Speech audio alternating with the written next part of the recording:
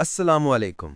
پل پل T V میں خوش آمدید۔ ساحر لدھیانوی ایک کامیاب شاعر، ایک حساس انسان۔ اردو شاعری کی تاریخ میں اگر چند ایسے نام گنے جائیں جنہوں نے اپنے لفظوں سے انسان کے دلوں پر گہرا نقش چھوڑا تو ان میں ساحر لدھیانوی کا نام ہمیشہ نمایاں رہے گا۔ وہ ایک ایسا شاعر تھا جس نے محبت، درد، معاشرتی ناہمواریوں اور انسانیت کے جذبوں کو اپنے اشعار میں اس خوبصورتی سے سمویا کہ قاری یا سامع اس کے سحر سے باہر نہیں نکل پاتا۔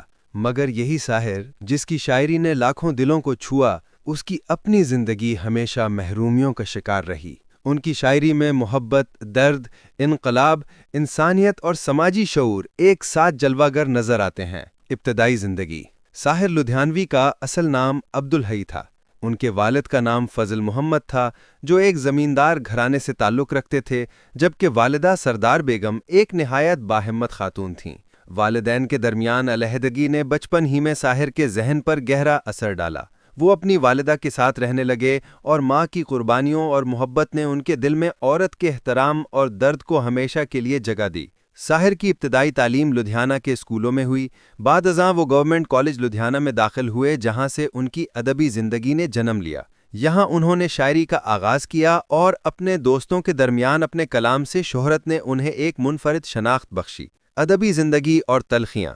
1945 عیسوی میں جب ساحر لدھیانوی کا پہلا شعری مجموعہ تلخیاں شائع ہوا تو اس نے ادبی دنیا میں ایک ہلچل مچا دی۔ اس مجموعے میں انہوں نے سماجی ناہمواری، طبقاتی فرق، جنگ کے اثرات اور انسانیت کی شکستگی کو نہایت تلخ مگر حقیقت پسند انداز میں بیان کیا۔ ان کی شاعری رومانیت سے خالی نہیں تھی، لیکن وہ رومانی رومان نہیں بلکہ حقیقت پسند رومان کے شاعر تھے۔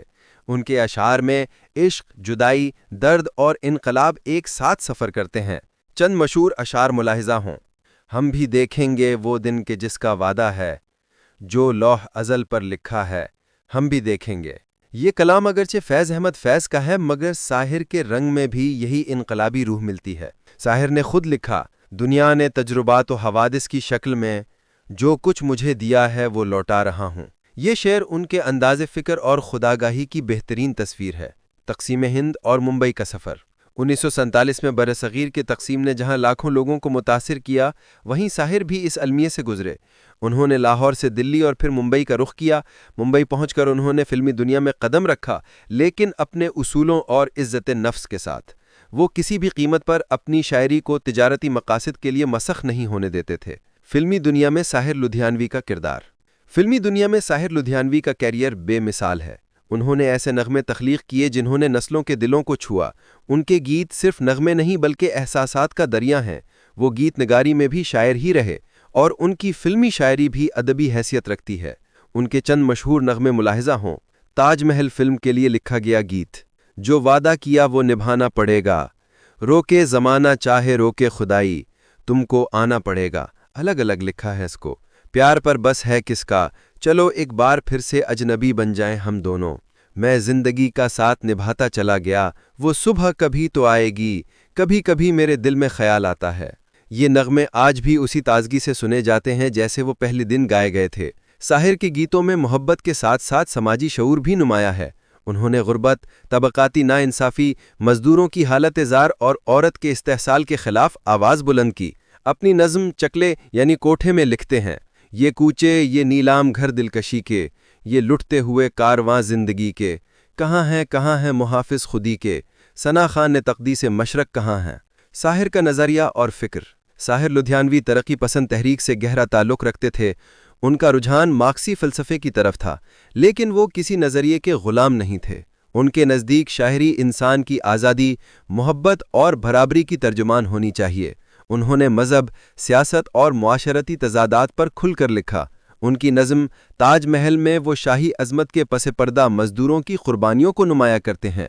ایک شہنشاہ نے دولت کا سہارا لے کر ہم غریبوں کی محبت کا اڑایا ہے مذاق۔ یہ اشعار صرف محبت کے نہیں بلکہ سماجی انصاف کی شاعری ہیں۔ ساحر کی تخلیق اور ان کا عشق۔ ساحر کی زندگی میں کئی محبتیں آئیں لیکن شادی نہ ہو سکی۔ ان کی محبت کا سب سے مشہور پہلو امرتا پریتم کے ساتھ ان کا تعلق ہے۔ دونوں کے درمیان ایک گہرا روحانی اور ادبی رشتہ تھا۔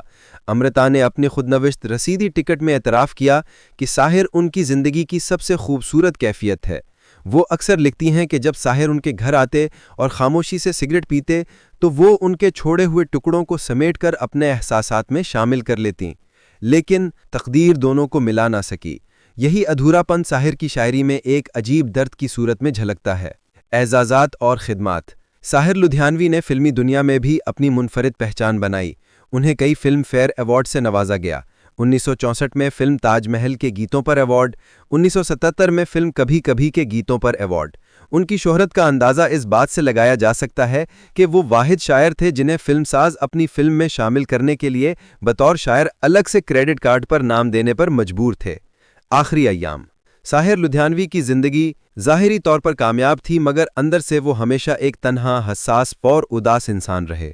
وہ محبت کی تلاش میں زندگی بھر بھٹکتے رہے۔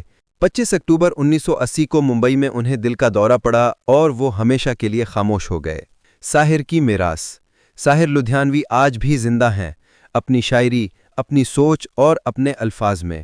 ان کے کلام نے محبت کو احساس کی نئی بلندی دی اور انسانیت کو احترام کا نیا معیار۔